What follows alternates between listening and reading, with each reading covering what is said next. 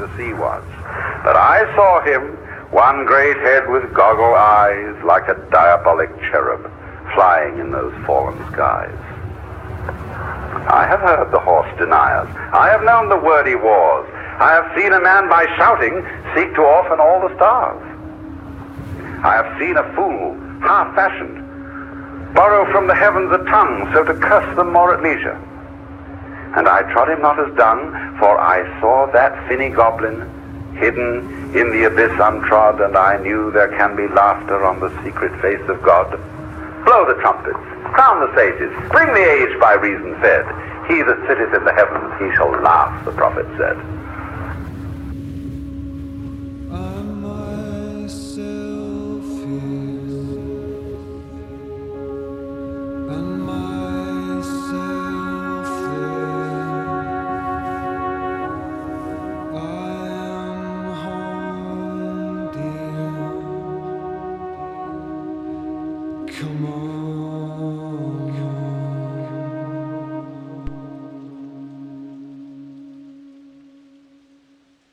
So there is a most extraordinary passage which occurs in one of the rarer books of Chesterton, called The Colored Land, where he makes this extraordinary remark. It is one thing to describe an interview with a gorgon or a griffin, a creature who does not exist. It is another thing to discover that the rhinoceros does exist, and then take pleasure in the fact that he looks as if he doesn't. And this is the key to this man's wisdom, that he could see all kinds of everyday things and events as if they were completely improbable and magical, and that he could describe the world as an extremely improbable object. This great globe of rock floating in space around a vast fire, covered with green hair that ordinary people call grass, and containing all the extraordinarily odd objects on it.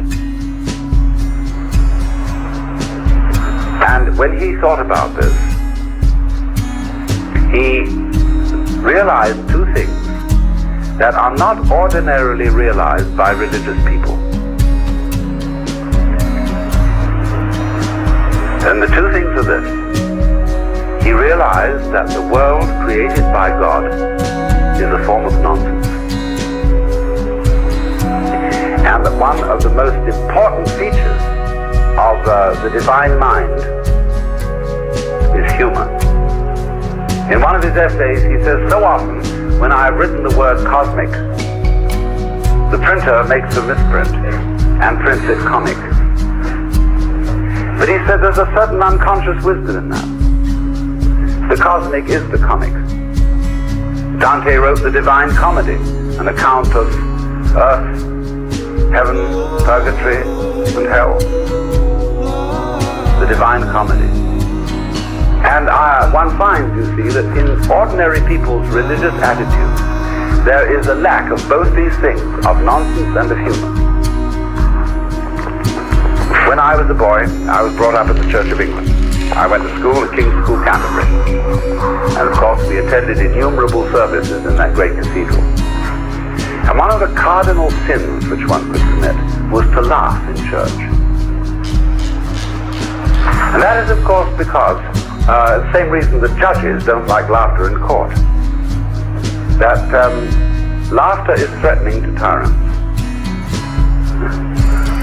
And if you conceive God in the image of a tyrant, a monarch, who rules by violence, whatever kind of violence it may be, military violence, moral violence, any kind of violence, all tyrants are afraid, and they sit in courtrooms with their backs to the wall, surrounded on either side by their guards.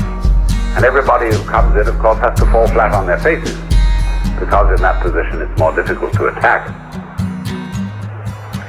And so, when a Marine sergeant on parade salutes the flag, He has a very serious expression in his eyes. And that's not a time for laughter. Be your own man, by your own hand. Be a fool when you can. It's good for the soul.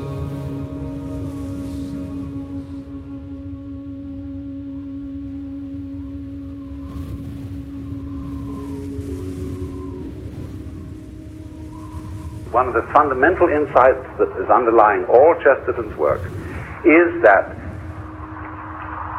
the attitude of heaven is not serious.